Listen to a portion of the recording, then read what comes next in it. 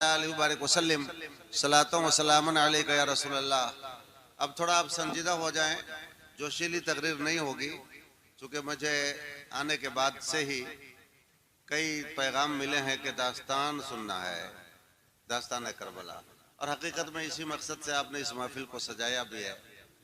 तो जोशीली तकरीर का इंतज़ार न करें, बल्कि वाक़यात करबला क्या है, किस तरह हुआ, क्यों ये वाक़या करबला वजूद में आया, इन चीज़ों को थोड़ा सा गौर से और ध्यान से समझने की कोशिश करें कि जब एक सुन्नी नौजवान या हुसैन का नारा बुलंद कर रहा हो और कोई बागी हुसैन पूछ दे कलाई थाम कर कि तुम्हें दास्तान करबला से कितना हिस्सा मालूम है, तो वहाँ पे सर न झुके आपका, बल्कि आपकी ज़बान बोलने लग जाए। किस तरह से दास्तान हुसैन करबला का मार का पेश आया, तो बहुत ही जल्दी मैं आपको इब्तिदाई बात बता दूं। आका करीम सल्लल्लाहु ताला अलैहि वसल्लम के इंतकाल पुरमलाल के बाद पूरी सल्तनत इस्लामिया के खलीफतुल मुस्लिमीन, पहले खलीफा, पहले अमीर हजरत सैयदना अबू बकर सिद्दीक रज़ी अल्लाह ताला अन्हु मुंतखब हुए। इस पर किसी का इख्तलाफ न हुआ, इसलिए कि हुजूर अलैहिस्सलाम ने अपनी हयात मुबारक में, अपनी ज़िंदगी ज़ाहिरी में 17 वक्त की नमाज की इमामत अपनी मौजूदगी में हजरत अबू बकर से कराई थी। यह इशारा था कि मेरे बाद इस मुसल्ले इमामत पर अबू बकर आएंगे। यह इशारा इस बात की तरफ था कि मेरे बाद खलीफतुल मुस्लिमीन का ताज अबू बकर के सर जेब देगा। चुनांचे हजरत अबू बकर सिद्दीक खलीफतुल मुस्लिमीन बनाए गए। खलीफा का मतलब यह समझ लीजिए, अभी की जबान में राजा कह लीजिए, बादशाह कह लीजिए, सदर जमहूरिया कह लीजिए, राष्ट्रपति कह लीजिए। जमाना बदलने के साथ साथ अल्फाज बदले हैं, लेकिन उस जमाने में जो बादशाह इस्लाम होता था, तमाम सल्तनत का मालिक होता था, उसको अमीरुल मोमिनीन या खलीफतुल मुस्लिमीन कहा जाता था। तो पहले खलीफा हजरत अबू बकर बने। कमोबेश 2 साल तक इन्होंने हुकूमत फरमाई। इनके इंतकाल करने जाने के बाद फिर जमहूरी इंतखाब के मुताबिक, जमहूरी का मतलब हुआ प्रजातंत्र के हिसाब से, जमहूरी इंतखाब के मुताबिक सारे मुसलमानों के इत्तेफाक राय से दूसरे खलीफा जो बने, उनका नाम गिरामी, इसमें गिरामी हजरत उमर फारूक आजम रज़ी अल्लाह ताला अन्हु है, जिनकी शान में मेरे आका ने फरमाया था कि अगर मेरे बाद नबूवत का सिलसिला चलता, नबी कोई बन सकता, नबी बनना मुमकिन होता, तो वो उमर की जात है जो नबी बन सकते थे। लेकिन चूंकि मैं खातमुन नबीयीन हूँ, मेरे बाद कोई नबी नहीं बन सकता, इसलिए कोई अब नबी नहीं बन सकता। वरना बन सकना मुमकिन होता, संभव होता, तो कौन बनते? हजरत उमर बनते। ये इनकी शान है हजरत उमर रज़ी अल्लाह ताला अन्हु की। दूसरी शान उनकी यह है, अल मुवाफिक़ रायुहु बिल वह्य वल किताब।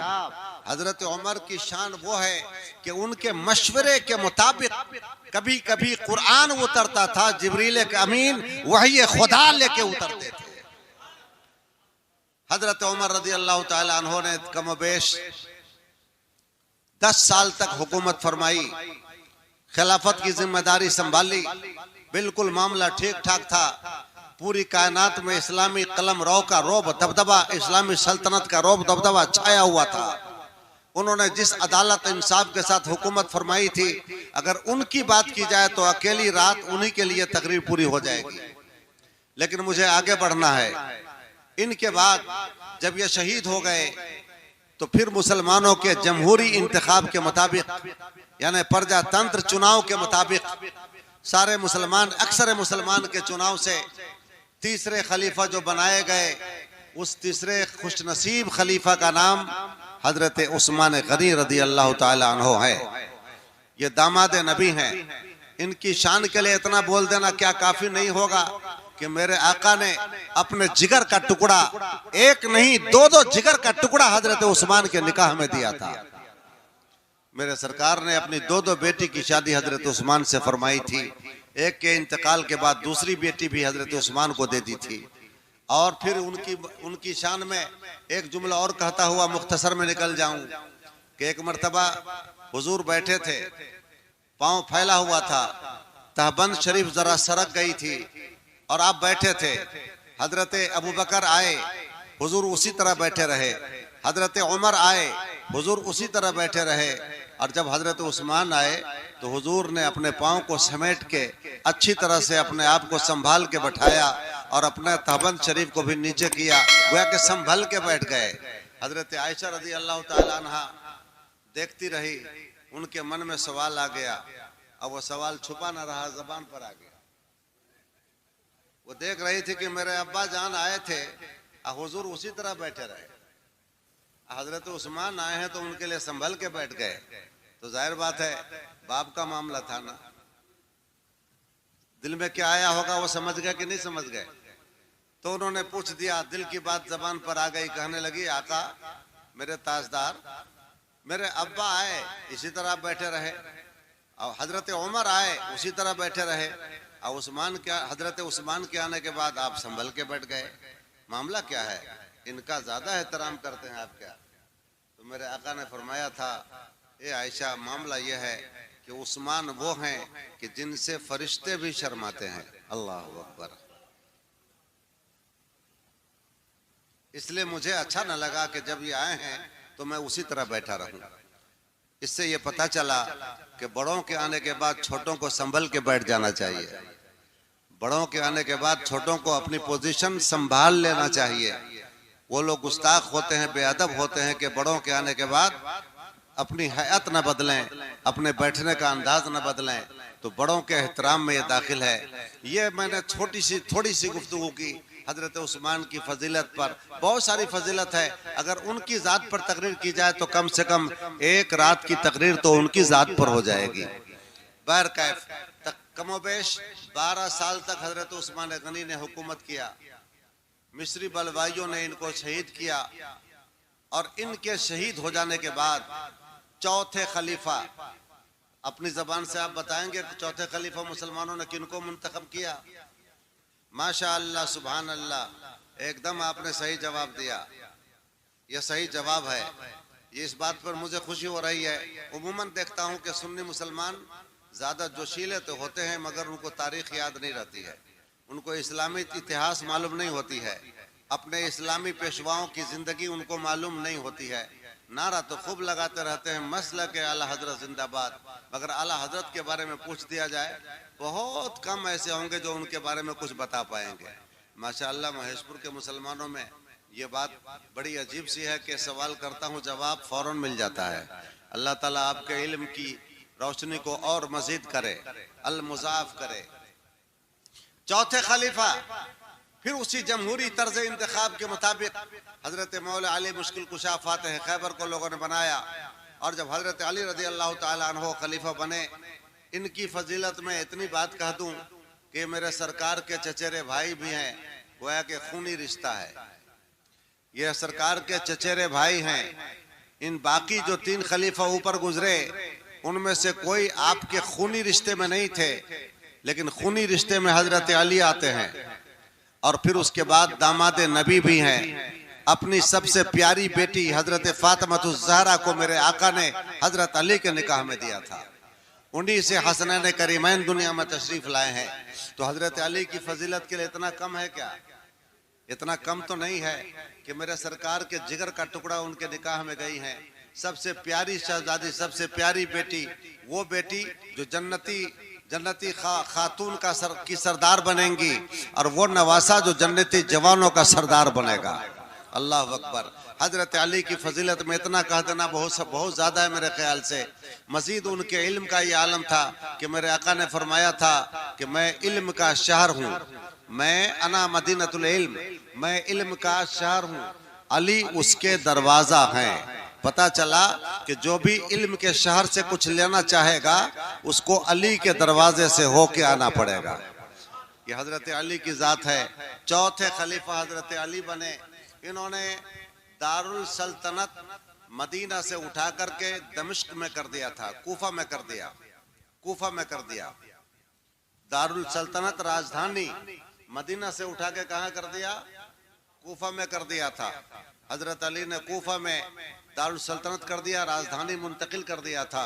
हजरत अली रदी अल्लाह ताला अन्हो ने भी बहुत ही शानदार खिलाफत के उमूर अंजाम दिए, बड़ी दयानत के साथ, अमानत के साथ, अदालत के साथ, इंसाफ के साथ, और अपनी जो खुदादार सलाहियतें थी, आपके अंदर कुव्वत फैसला परवरदिगार आलम ने अता फरमाई थी, उन कुव्वत फैसला को बरूए कार लाते हुए बड़ी शानदार खिलाफत के उमूर आपने अंजाम दिए थे। हजरत अली रदी अल्लाह ताला अन्हो के शहीद हो जाने के बाद नंबर आया 5वें खलीफा का। 5वें दर्जे के खलीफा कौन बने? मुसलमानों ने हजरत इमाम हसन रदी अल्लाह ताला अन्हो को 5वां खलीफा बनाया। इमाम हसन कौन है? मेरे सरकार के नवासा इमाम हुसैन के बड़े भाई हजरत अली के शहजादे फातिमा ज़हरा की आंखों के तारे हजरत इमाम हसन खलीफा बनाए गए। ये 5वां खलीफा हुए। तकरीबन कमोबेश 6 महीने तक आपने हुकूमत फरमाई और उसके बाद अमीर मुआविया से समझौता हो गया। अमीर मुआविया से समझौता हो गया। अमीर मुआविया के जिम्मे खिलाफत चली गई। अमीर मुआविया ने दारुल सल्तनत यानी राजधानी, इस्लामी राजधानी कूफा से उठाकर दमिश्क में मुंतकिल कर दिया। बात समझ में आ रही है ना? अब खिलाफत किधर चली गई? दारुल सल्तनत किधर चला गया? दमिश्क में चला गया। तकरीबन कमोबेश 20-22 साल तक अमीर मुआविया ने खिलाफत के उमूर अंजाम दिए। 20-22 साल तक उन्होंने हुकूमत की। हुकूमत के बाद फिर वो भी आखिर इस दुनिया को छोड़ गए। इन्ना लिल्लाहि व इन्ना इलैहि राजिऊन। उनके इंतकाल के बाद अब हुआ दौर फितना का शुरू। अब हुआ फितने का आगाज। उनके इंतकाल के बाद चूंकि यजीद का बाप 22 साल तक हुकूमत कर चुके थे, और जाहिर बात है कि जिसका बाप प्रधान हो और इतना लंबा लंबा अरसा अगर वो प्रधानी कर ले तो उसके बेटे की भी तो जान पहचान लोगों से हो जाती है, बड़े बड़ों से। और जिसका बाप एमएलए हो उसकी जान पहचान का दायरा, असर और सुख का दायरा और बढ़ जाएगा। और जिसका बाप एमपी हो उसका दायरा और बढ़ेगा कि घटेगा? जिसका बाप राष्ट्रपति हो जाए, प्रधानमंत्री हो जाए, जाहिर बात है उसकी पहुंच, उसका असर और सुख और बहुत ज्यादा हो जाएगा। इतना लंबा हजरत अमीर मुआविया ने चूंकि हुकूमत की थी तो यजीद पलीद, ये खबीस मरदूद अपना असर और सुख जमा चुका था, अपने असर और सुख को बहुत ही आगे बढ़ा चुका था। जैसे बाप का इंतकाल हुआ, ओबाशों ने, कमीनों ने, गलत साथियों ने, आवारा साथियों ने इसको मशवरा दिया, ए यजीद अब क्या देखते हो, तुम्हारे बाप की बनी बनाई सल्तनत है, तुम्हारे बाप का असर और रसूख है, तुम्हारे बाप का एक नाम था, तुम्हारे बाप का एक रोबताब था, और तुम्हारी भी पहचान तो बहुत बढ़ चुकी है। लिहाजा अब कोई जरूरत नहीं है मुसलमानों को इकट्ठा करने की और उनसे इलेक्शन करवाने की, उनसे आम राय तलब करने की, आम मशवरा करने की क्या जरूरत है। अब तुम अपने तौर पर काबिज हो जाओ खिलाफत के मसनद पर और अपनी खिलाफत का ऐलान कर दो, हम तुम्हारे साथ हैं। इस तरह से उसके गलत साथियों ने गलत मशवरा दिया और यजीद की आंखों में चमक पैदा हो गई। इस खबीस ने पहली बार जमहूरी तर्ज इंतखाब के खिलाफ, प्रजातंत्र के खिलाफ, इसने पहली बार इस्लामी खिलाफत पर गासिबाना कब्जा किया था, बैठ गया खिलाफत के ऊपर। और उसके बाद तमाम अतराफ व अकनाफ में, तमाम सूबाजात में, आज हमारे यहाँ सुबह नहीं बोला जाता बल्कि 1 नंबर 2 नंबर 3 नंबर बोला जाता, प्रदेश बोला जाता, उस मौके पर सूबा बोला जाता था। तमाम सूबाजात में इसने अपने खुतूत भेजना शुरू किया और कहा कि तुम लोग मेरे नाम की बैत करो, मुझे अपना खलीफा बना लो, खलीफा मान लो, चूंकि मैं अपने बाप की जगह पर खलीफा बन चुका हूँ। अब जरूरी है कि तुम सारे के सारे मेरी खिलाफत को मेरी खिलाफत का ऐलान करो, सारे लोगों से मेरी खिलाफत का ऐलान करके उनको मेरे नाम की बैत लो। तमाम सूबाजात में इसने अपना खत भेजना शुरू किया। मदीना मनव्वरा में भी खत भेजा। मदीना मनव्वरा में उन दिनों